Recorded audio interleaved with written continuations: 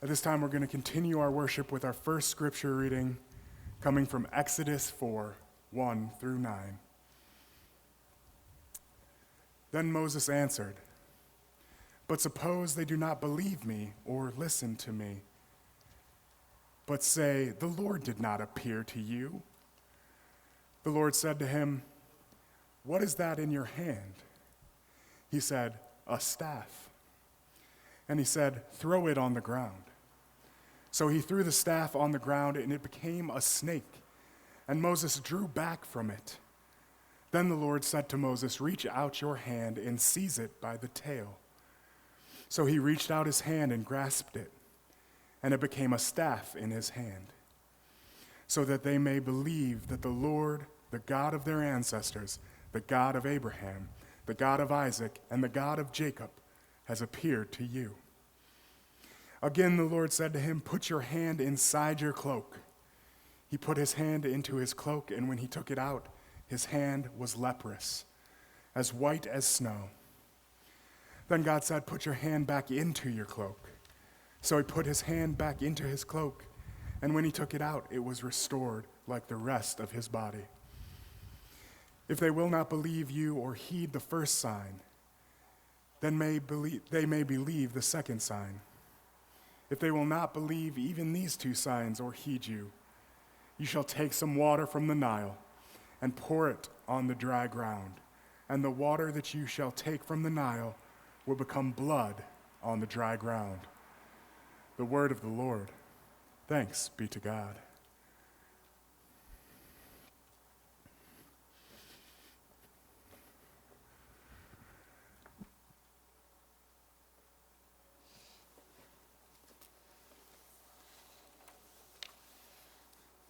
So our second scripture reading today comes from Exodus 4, 10 to 16.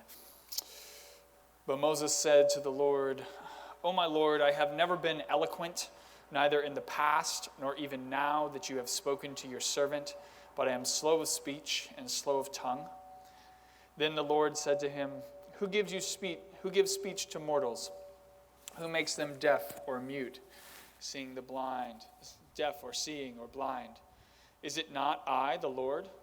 Now go, and I will be with your mouth and teach you what you are to speak. But he said, "O my Lord, please send someone else." Then the anger of the Lord was kindled against Moses, and he said, "What of your brother Aaron, the Levite? I know that he can speak fluently. Even now he is coming out to meet you, and when he sees you, his heart will be glad. You shall speak to him and put the words in his mouth, and I will be in your mouth and with his mouth, and will teach you what you shall do. He indeed shall speak for you to the people. He shall serve as a mouth for you, and you shall serve as God for him." This is the word of the Lord. Thanks be to God.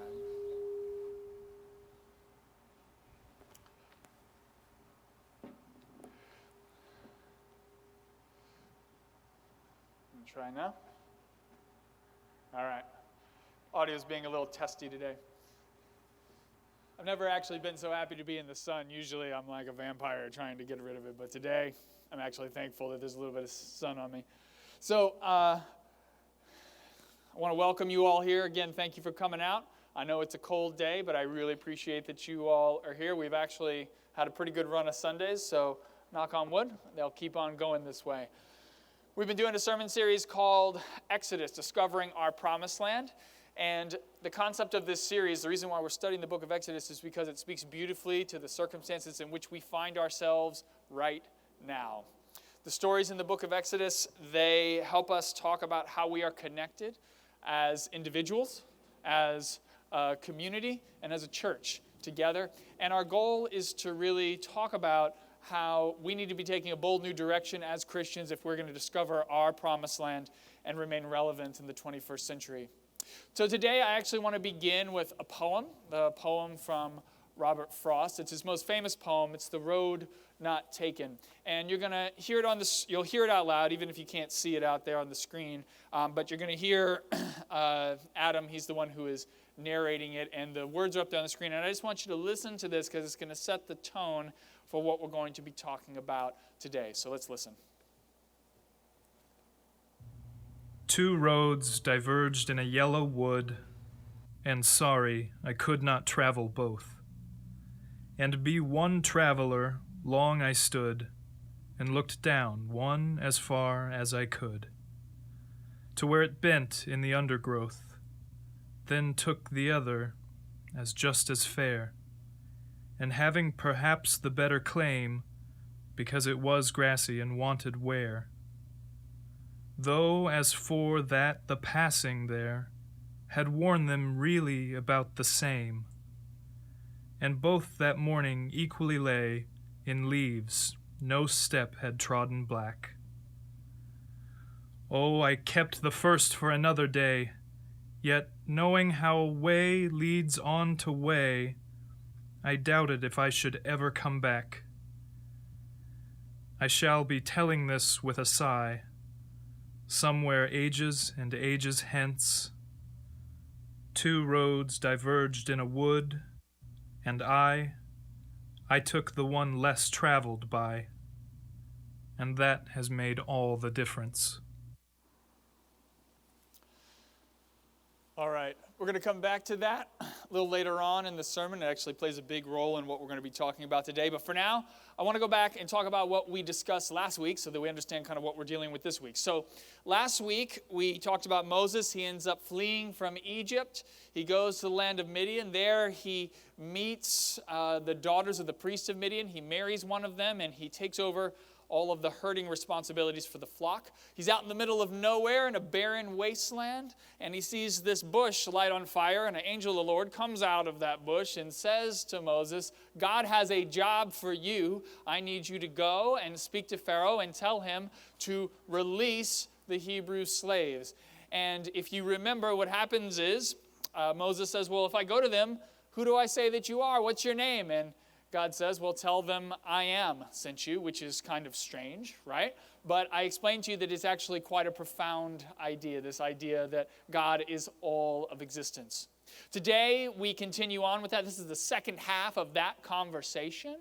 And the way that it begins, if you were kind of hearing what TC was talking about, is that Moses is not too thrilled with this assignment. It's not something that he particularly wants to do. And so he starts bringing up all of these issues with this particular plan. And the first issue that he runs into is he says to God, well, look, if I go to the Hebrew people, why do you think they're even going to believe that you sent me to them? Like, just because I say God sent me, that's not an automatic win, right? And you all know that that's true, right? You all go, how often have you gone into Chicago and you see the dude preaching on the corner, right? And he's saying, God sent me to talk to you. Do you follow that dude? No, you do not. You go across the street in the other direction. So the fact is, just because somebody says that you should follow God because they were sent by God doesn't mean you're going to do it. So God says, okay, I see your point. I'm going to give you some firepower. So God gives Moses the ability to perform signs, miraculous signs. So the first sign is that he can take his staff and turn it into a snake. The second sign is that he can take his hand, put it inside his cloak, take it out, it'll be leprous, then he puts it back in again, and then it becomes well again. That's a cool trick, right? And then the third one is he can take the water from the Nile and turn it into blood. Now, what's important for us to remember and to understand in all of this is that in the ancient world, if you had the ability to perform actions that were unexplainable, there were 2 possible sources for you to be able to do this.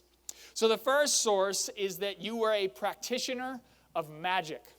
That's the first possible way that you could do it. Now, today, we know that magic is sleight of hand, and we know that it's misdirection. But in the ancient world, they believed that magic was real. They believed that you could actually do those things. So like Harry Potter, you know Harry Potter? He goes to Hogwarts, he studies spells, he studies how to make potions. You could do that in the ancient world. You could study under witches and sorcerers. Now, of course, the whole thing is that they were using chemistry, and it was sleight of hand, but that's how they did it. The second way that you were able to perform these signs in the ancient world is if a god gave you that ability, imbued you with special powers. Now, in this instance, you personally are not actually able to do the thing. God is using you as a conduit. God's working through you so that you can perform all of these actions. Now, these two sources, they were often in conflict with one another. And they were actually in competition with one another. And you can see this competition actually if we fast forward to Exodus chapter 7. And that's where Moses' brother Aaron goes head to head with some of Pharaoh's sorcerers. So Aaron's brother turns the staff into a snake, and then he goes up against the other guys. So this is what he says. It says, "Then Pharaoh summoned the wise men and the sorcerers, and they also, the magicians of Egypt, did the same by their secret arts." So they were able to turn a staff into a snake as well. The whole point being that these signs, these miraculous signs, were like a calling card.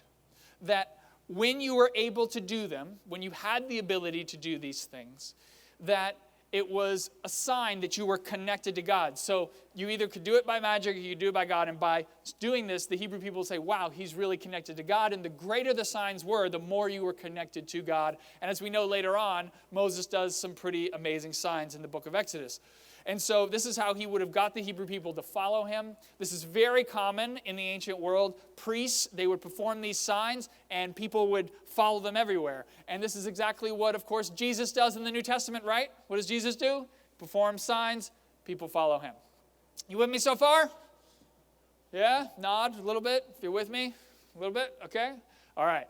So, even though Moses is now able to perform these signs, the fact is he still doesn't really want to go and do this. He doesn't want to go to Pharaoh.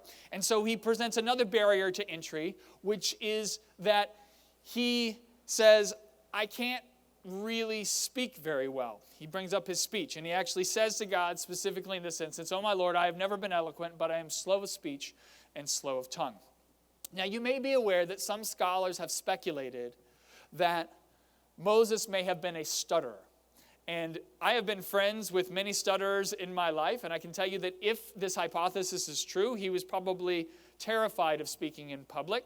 And I'll give you an example of this. I was friends with a guy named Andy back at seminary, and he had a stutter. And as much as he felt called to be in the church, he was always really terrified of speaking in front of people, because if he got stuck on a word, then he knew he wasn't going to be able to move forward. He'd actually like to stop his remarks in the middle of all of that. And so while I was there at seminary in our senior year, he went into a program up in New York City that specialized with stutterers. And they used all of this modern techniques, all of this science, and I went to his graduation from this program. And I was actually amazed by it. You had to give a speech for the graduation. Everybody who was there had to give a speech, which of course they didn't want to do, but they got up and they did it, and he gave his speech, and it was flawless. I mean, it was amazing. It was like he never even had a stutter. You would have never known. Now, that was 2007. 3,300 years ago, they had no access to that kind of science. They had no access to that kind of stuff. So what that meant is that if you had a stutter, you had a stutter. It probably wasn't going anywhere. And so you can imagine how terrified Moses would have been in this situation, because if he's going up to Pharaoh, he's got to do this in public. And he doesn't want to do it. And so God says, look, don't worry about it. It's going to be fine. I'll be with you. Just go. Go, you're going to be fine. Like a parent pushing their kid out the door on the first day of school, like, go, you're going to be good. It's going to be great. And then Moses breaks down and he says, look, I don't want to do this. Like, please, can you just find somebody else to go out and do this for me? And God gets angry. And God says, no, you are the one who has to go. You're the one who I need to go out and do this. Look, if you don't want to speak, I'll get your brother Aaron to go out and speak on your behalf. It literally says in the Bible, and I love this, this is one of my favorite lines. It says, he, which is Aaron, shall serve as a mouth for you, and you, Moses, shall serve as God for him. Now, setting aside the fact that Aaron, this is the first time he kind of appears, literally, this is the first time he appears. No concept of where he comes from, right? So he says that he's Moses' brother, right? Well, Moses was born back in Egypt. He flees away. How does this guy find him? Doesn't say. I would think, actually, that he's one of the daughters of Midian, the priest of Midian, probably one of their husbands, and that he considers him a brother. But the fact is that they say that it's his brother. We don't know where he comes from. But you set that aside. I find this particular phrase right here, go back. Go back. He shall serve as a mouth for you, and you shall serve as God for him. This is a really, really important idea. And I want to take some time to unpack all of this for you, because I think that what's in this is something that's really, really important for us today. So the first part of this is that Aaron is serving as a mouth for Moses. Now this concept, it establishes a recurrent theme that we find throughout the rest of the Bible, which is that when a person is unable to speak for themselves, God will assign someone to speak on their behalf. Now, in this particular instance, Moses literally has a physical disability. He cannot speak on his own, and so God assigns somebody to literally speak on his behalf. But then you come to other points in the Bible where you have these groups of people who have no voice, and God wants us as Christians to stand up and speak out on their behalf. In fact, Jesus is very, very specific that he expects his disciples, his followers, to stand up and to speak out on behalf of the poor, the oppressed, the marginalized, the stranger. That we are to be their advocate. And Moses and Aaron, they are the model for that. They begin that in the Bible. Now, the second part of this that I want to get into is this second half. And I think this is really, really fascinating, this idea of how Moses is going to be God to Aaron. Now, you would think that what he would say, God would say is, I'll be God to Aaron because I'm God to everyone, right? But no, that's not what it says. It says that Moses will represent God to Aaron. And I want to unpack this because this idea is really interesting to me too. So I think the implication behind this is that for many, many people in the world, the only way that they can truly understand and comprehend God is by seeing God in other people. And I can tell you that this is very much true as a pastor. Many people, they look at me as a pastor, and because I have the name Reverend in front of my title, or because I'm wearing a robe and stoles, that I am somehow closer to God as a result. But TC will tell you, I mean, he'll step right up and tell you, I'm no closer to God than any of the rest of you, right? He'll attest to it. So the fact is, though, is that there are many, many people who look at pastors and priests and they say, you're like Moses. And what can Moses do? Moses can literally speak to God, and God will listen to what Moses has to say. That's what people think about pastors. Now, this puts us in a little bit of a precarious type of a situation, because when you think about pastors, if you think that we're perfect, we're not. We are human. We are flawed. So just imagine for a moment, if you will, that somebody comes to me and they think that I represent God to them. And I make mistakes all the time, and say that I mess up, or say that I don't deal with your problem in a way that is truly helpful to you. Then all of a sudden, you're going to look at me and you're going to say, well, Alex, you're God to me, and so therefore it feels like God is letting you down, right? Feels like God has really not been there for you. And that's not true, though. God isn't letting you down. I'm letting you down. Like, that's really what it comes down to. I've let you down. Now, that's the negative side of seeing God in other people, right? The positive side is that when we see God in other people, we can actually have these amazing experiences of God. I can tell you that some of the most amazing experiences of God I've ever had have been seeing them through other people. So let me give you an example of this. So those of you who know me well, and I've spoken about this before, you probably know that I love to work out. I'm an avid weightlifter. I lift weights all the time since I was 15. And prior to COVID, I would go to the gym every other day for about 2 hours. Now, this is not to say that I spent the entire 2 hours like lifting weights. I would do a set, rest, do a set, rest. You know how working out goes, right? Now, when I'm not with a workout partner who I can talk to, when I'm in between sets, what I like to do is people watch. Anybody here go to the gym and people watch? Do you know what I'm talking about? All right, so I people watch. I like to sit there. I love to listen to what people are saying. I just kind of like listen and you learn so much about people by doing that. Well, I'm about 20 years old. I'm at the gym. And I finish the set and I get up and I'm looking across the gym. This is a small gym back in my hometown of Fredericksburg. and I see that there's this guy across the way. He's like probably in his early 40s, and it's clear that he has an intellectual disability. He's got a caretaker next to him, and she's just trying to get him out of the house just to do something. It's not like he's exercising on this bike. It's more of a slow churn. But what I remember about this guy and why it struck me so much is that this guy was just so happy to be present. He's just happy to be there at the gym. Like, life was good for him. And why it stuck with me is because at that time, it was such a great contrast to what I was feeling in my life, because I was struggling. I was lost at that point in time. I had gone to school at Rice University to be a computer engineer. And after my freshman year, it became very clear that I was not going to be a computer engineer.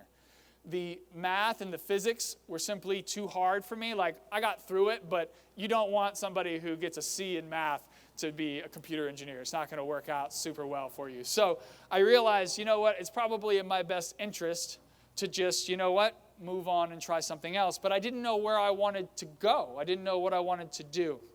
And I remember looking at this guy and thinking to myself, gosh, it must be nice to be in your shoes, that you don't have to worry about those things. And I was kind of jealous of this guy. And that's what I was thinking to myself. And I decided, you know what, I'm going to have to figure it out. And so I'm working out a little bit later, and we end up crossing paths with each other, this guy.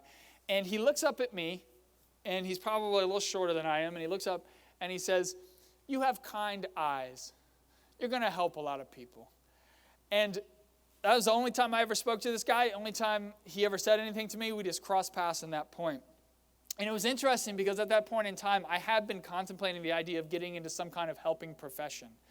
And I didn't know which one, but I felt like he was speaking to me in that moment, like God was speaking to me in that moment through that man, because the fact is, at that point in time, when he said that, I thought back to when I was growing up, and my pastor had very kind eyes. And that was the first time in my life that I could really envision myself being a pastor as an adult. And so it was like Robert Frost's poem, right? "Two roads diverge in a yellow wood, and sorry I could not travel both." I'd been going down this one path for a long time. I'd wanted to be a computer engineer for a number of years. And the reason I wanted to be a computer engineer is because I'd been programming since the time I was about 8 years old. I'd been doing programs, and I was good at it. I liked it, and I was pretty good at it. And on top of that, I came of age in the 90s, and if you remember the 90s, computers were just transforming everything. And I thought, you know what, I want to be on the front end of all of this artificial intelligence technology. That's where I want to go. That's where I want to be. And finally, computer engineers make a lot of money. So, it just made a lot of sense. So I was just going to go down that road. But the problem was that wasn't the place I was supposed to go. I was being called to another place. And so in the midst of all of this, in the midst of being called to a completely different place, I had to let go of that dream. And it's kind of like Robert Frost in the poem, right? He's standing at this crossroads, and it's a fork in the road, and he has to choose one path over the other. And he's sad. That's the kind of the point of the poem, is that he's mourning the fact that he cannot travel both roads. That's what he wanted to do. He wanted to go down both, but he can only choose one. And so in that moment, he says, "I chose the path less traveled." And at the end, he has that famous line, "And that has made all the difference." So the fact is that we, in our lives, we have to make choices all the time. And very often when we think of Robert Frost's poem, we think of these big choices. We think of, our careers, the kind of choices we make in our careers, like what I was talking about. We think of big choices like, am I going to stay with my significant other? Am I going to move away from home? Am I going to have children? These big, weighty issues. And you can certainly apply his poem to that if you want to. But I actually don't think that's what it's about. I actually think Robert Frost's poem is about something else.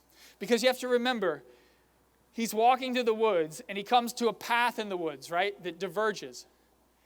And he's got to choose one path or the other. This is not a life-altering decision that he's making, right? He's just walking through the woods. And so really, I believe this poem is about the ordinary, everyday decisions we have to make, those small forks in the road. But what's amazing about those small forks in the road is how they often impact these much larger forks that we take in our lives. And I want to tell you a story. That's how I want to end today. I want to end with a story about the difference that this can make. So when I was young, growing up, I had a friend who, his name was Mike. We did everything together. We spent all our time together. We played together all the time. And we went to school together. And so we even rode on the same bus together. We were these little shrimpy kids, very, very tiny. And so we were just the perfect target for bullies. Now, it wasn't a problem for us until we got into middle school. And in middle school, once we got into 5th grade, there was a 7th grader on the bus who clearly should have been in like 11th grade, but he hadn't quite made it through. And so he was in 7th grade, and he just loved to pick on Mike mercilessly all the time. And I was always sitting next to Mike, and I was always I would be small and just try not to be seen. I'd be invisible so that hopefully he wouldn't see me.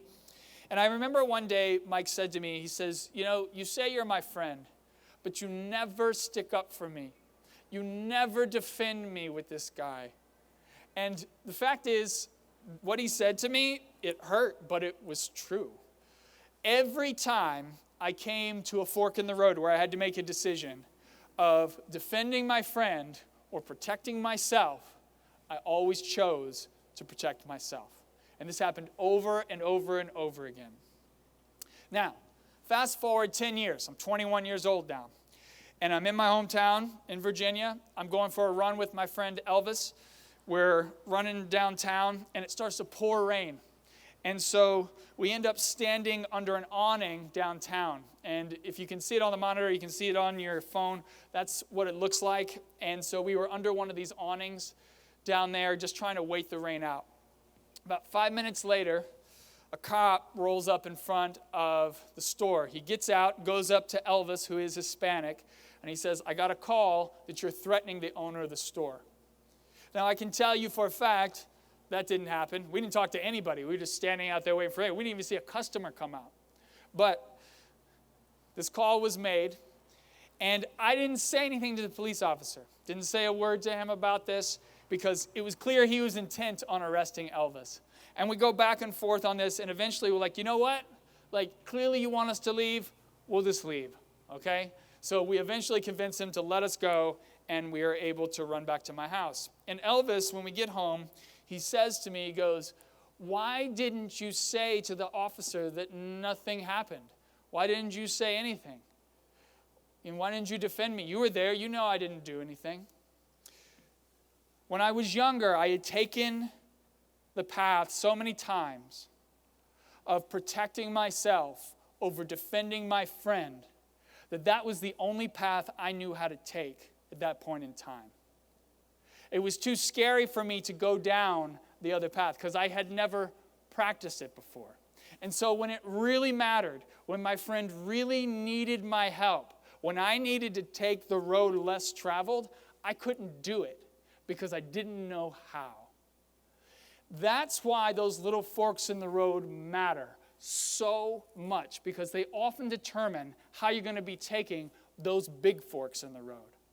And this has major implications for our lives, because the fact is, the right fork in the road, the morally right fork in the road, is often the hard path to take. Let me give you some examples of this in our lives. So as human beings, we are always in positions where we are in relationships with people, and those relationships, they break. We have strain with them. And so when we run into problems, you have two choices. You can either confront the problem and talk about it, or you can ignore it and hope it goes away. And a lot of people choose to ignore the problem. A lot of people choose to not confront it. And so how do we ignore it? We ignore it in a lot of different ways. We can just say, I'm not going to talk about it. You can go home and have a little drink of alcohol. It'll make you feel better about the situation. You can eat. You can watch TV. I watched a lot of people in my life use alcohol as a way to do that. And they would do this. Every time there was a problem, rather than confront it, they would drink.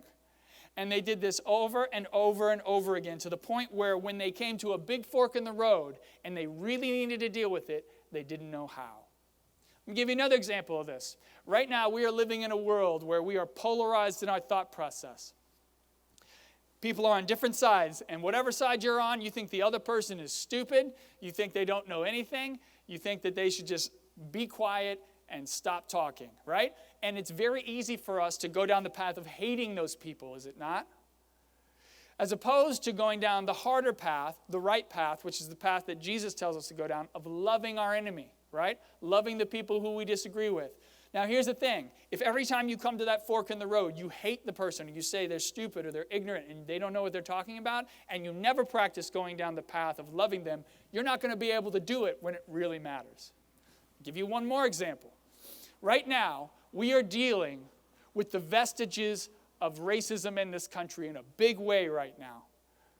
All of the negative things that have happened to people of color in this country are starting to come to bear right now.